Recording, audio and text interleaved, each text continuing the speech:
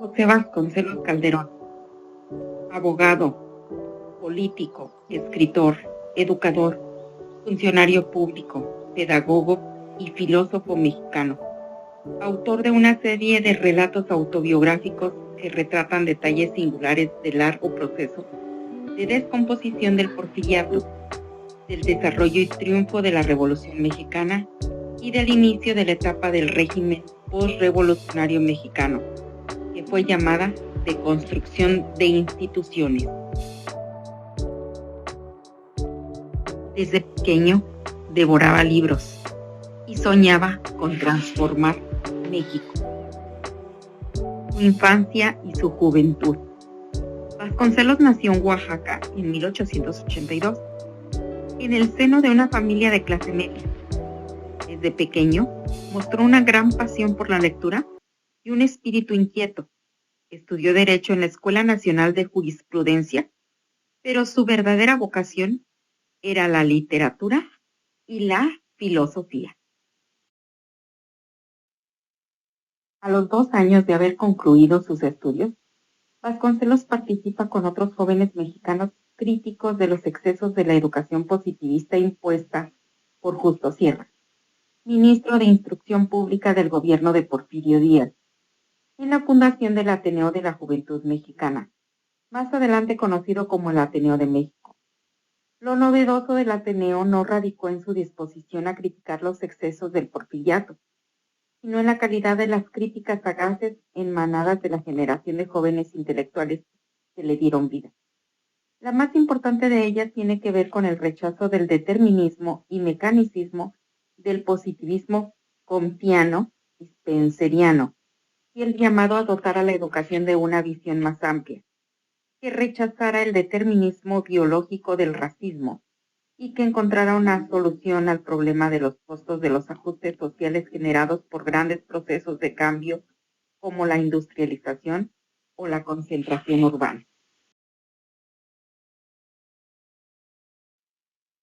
Aunado a ello, en oposición al planteamiento oficial de Sierra y los funcionarios del porfiriato llamados los científicos, de promover una visión única del pensamiento filosófico positivista y determinista, Vasconcelos y la generación del Ateneo proponían la libertad de cátedra, la libertad de pensamiento y, sobre todo, la reafirmación de los valores culturales, éticos y estéticos en los que América Latina emergió como una realidad social y política con una identidad propia.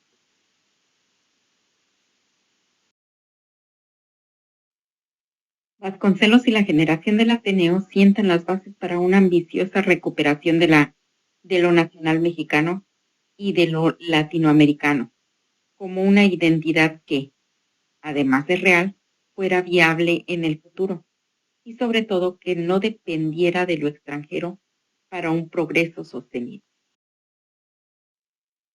Madero es invitado por Francisco I. Madero en 1909 para que se uniera a la campaña presidencial del coahuilense gracias a su dominio del inglés. Representó entonces al club antirreeleccionista ante el gobierno de Estados Unidos. Un año después, el club se convirtió en el Partido Nacional Antirreeleccionista, con Madero como candidato presidencial y Francisco Vázquez Gómez como candidato a la vicepresidencia. Madero y Vázquez Gómez se enfrentaron a Porfirio Díaz y a Ramón Corral en la muy debilitada elección presidencial de 1910. Cuando esto terminó en un escandaloso fraude, Madero convocó a un alzamiento político-militar con el así llamado Plan de San Luis, que inició la Revolución de 1900. Al producirse el golpe de Estado de Victoriano Huerta y Félix Díaz, Vasconcelos tuvo que exiliarse en Estados Unidos, donde recibió el encargo del gobernador de Coahuila y primer jefe del ejército constitucionalista, Venustiano Carranza, de buscar como agente confidencial el reconocimiento de Inglaterra, Francia y otras potencias europeas, impidiendo que Huerta fuera reconocido o obtuviera apoyo económico. Cuando Vasconcelos logró el reconocimiento de Carranza como presidente de facto, este volvió a nombrar a Vasconcelos director de la Escuela Nacional Preparatoria pero discrepancias políticas con Carranza llevaron una vez más al exilio a Vasconcelos, que regresó para tomar la cartera de Instrucción Pública durante la breve gestión de Eulalio Gutiérrez Ortiz como presidente de la Convención Nacional. Durante este periodo, Vasconcelos no pudo en realidad desarrollar sus ideales en materia de educación pública, pues las pugnas internas de la Revolución, de la Convención de Aguascalientes y la derrota de Francisco Villa ante Álvaro Obregón hicieron imposible cualquier ejercicio de funciones de gobierno. Al proclamarse el Plan de Agua Prieta en 1920, Vasconcelos se alineó con Álvaro Obregón contra Carranza. Tras la muerte de Carranza, el presidente interino Adolfo de la Huerta le encargó el Departamento Universitario de Bellas Artes, cargo que incluía la rectoría de la Universidad Nacional de México.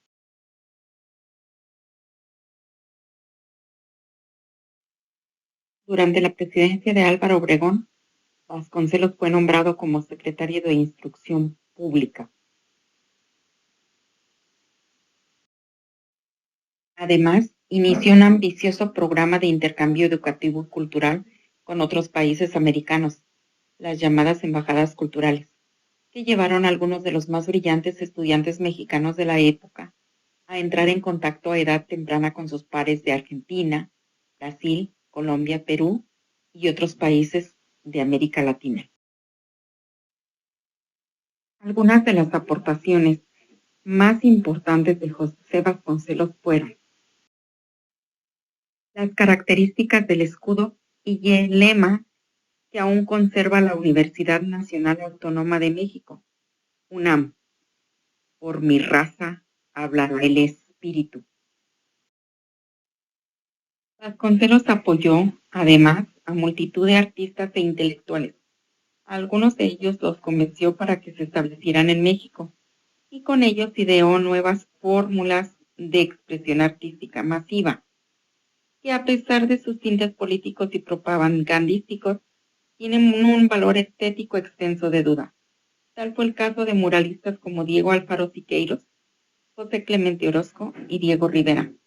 El apoyo de la Secretaría de Instrucción Pública de Vasconcelos no se limitó, sin embargo, a los artistas mexicanos, como lo demuestra su relación con la chilena Gabriela Mistral y con el poeta y escritor Ortiz Rubio, sino también por la violencia que muchos vasconcelistas debieron padecer en carne propia.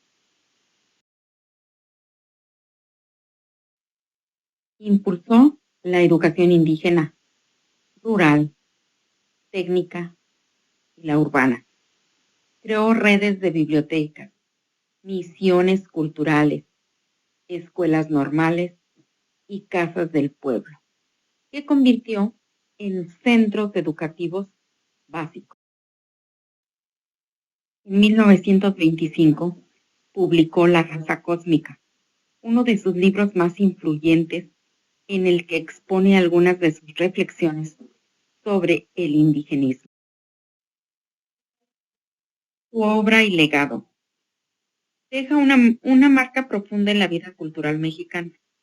El humanismo vasconcelista tiene perspectivas vivencial en su monumental serie autobiográfica Ulises Criollo, La tormenta, El desastre, El proconsulado, La flama, Los de arriba en la revolución, Historia y tragedia, La raza cósmica. Adelanta la más poderosa crítica hasta ahora del racismo, con el que desde el siglo XVI se ha tratado de justificar la sumisión de los pueblos de América Latina frente a Europa y la América sajona. Se trata de un conjunto de obras que ha sido influyente para la conformación del pensamiento filosófico, humanista y político en la Latinoamérica, que recorrió y cultivó intelectualmente, como se atestigua en las narraciones de la raza cósmica.